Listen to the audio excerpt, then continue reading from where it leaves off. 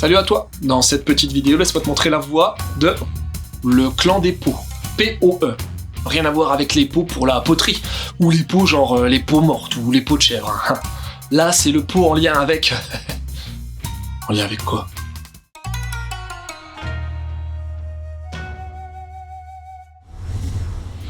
L'histoire, c'est celle d'Edgar Porsnell et de sa famille dans l'Angleterre de la fin du 19e.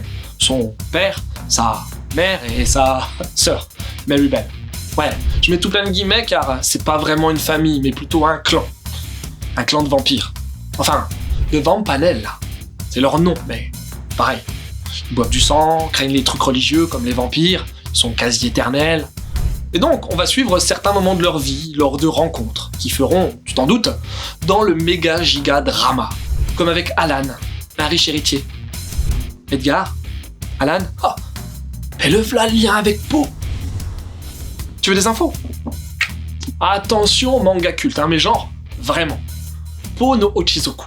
C'est un titre de 72, sorti dans le Betsukomi de la Shogakukan, créé par Hajio Moto, qui est la figure de proue de la révolution du shoujo manga dans les années 70. Elle fait partie du fameux groupe de l'an 24, plusieurs femmes mangaka, qui ont façonné les codes du shoujo manga dans plusieurs directions. Hajio Moto et son clan des pots, c'est une grosse ref au Japon, mais en France, Hajio a pas été beaucoup édité, et c'est difficile de trouver son cœur de Thomas ou bien son anthologie. Hajio est aussi connue pour Behar 11, pour lequel, avec le clan des pots, elle a gagné le prix Shogakukan en 76. Akata a l'excellente idée d'éditer enfin ce classique en France dans sa collection dédiée Héritage. L'ouvrage est stylé avec plein de pages couleurs, pré- et post-fast, galerie d'illustrations. Bon, le papier est un poil fin, mais c'est le prix à payer pour avoir une certaine souplesse de lecture. Mon avis. Ça faisait un bail que j'avais envie de lire du Hajio. J'ai jamais pu avoir ses ouvrages et j'avais seulement pu la lire dans le recueil Néoparasite, mais bon.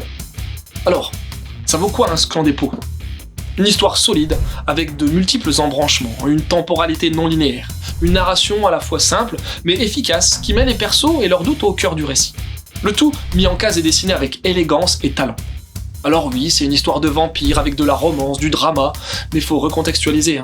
En 1972, t'avais pas ce genre d'histoire-là. C'est dense, fluide et bordel, avec le clan des pots, t'es tout simplement face à un manga qui a influencé plusieurs générations de mangaka. À avoir dans sa collecte pour comprendre certains fondements du shoujo manga.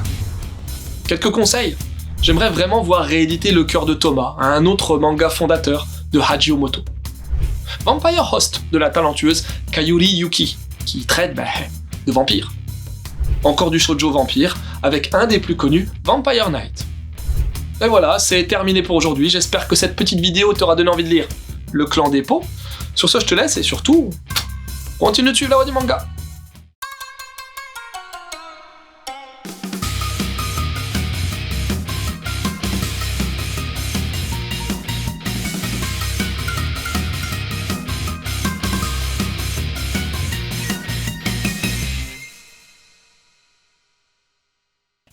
Et au fait, tu sais pourquoi ça s'appelle le groupe de l'an 24, la team de mangaka? Car beaucoup sont nés en 1949, 24e année de l'ère Showa. C'est tout pareil avec mon groupe. Ben ouais, la génération 80. Mais attention, les vrais, ceux nés en 80, parce que les faux nés en 79 ou 81, voilà quoi.